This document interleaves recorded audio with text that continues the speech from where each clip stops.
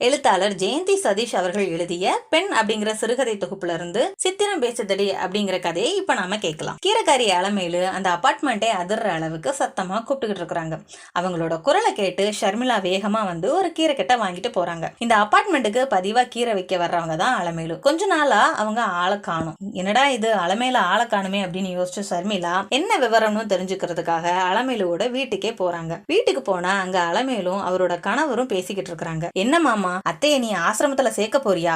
உண்மையாதான் சொல்றியா அப்படின்னு கேக்குறாங்க அலமேலு. ஆமாண்டி, நமக்கு வேலை கிடைச்சிருச்சு. நாம வேலைக்கு போகும்போது அம்மாவை இங்க எப்படி ஒத்தையில விட்டுட்டு போக முடியும்? அதனாலதான் அவளை ஆசிரமத்துல சேர்க்கலான்னு நான் பாக்கேன். யோ, உனக்கு என்ன பைத்தியமா பிடிச்சிருக்கு? கஷ்ட கால உதவி செஞ்சதே அத்தை தான், அத்தைய போய் ஆசிரமத்துல விட போறேன்னு சொல்றியே அப்படின்னு கோவமா கேட்டா அலமேலு. ஏபுல்ல, நமக்கு வேலை கிடைச்சிருக்கதோ சிங்கப்பூர்ல, நாம அங்க போய் இருக்கிறதே கஷ்டம்.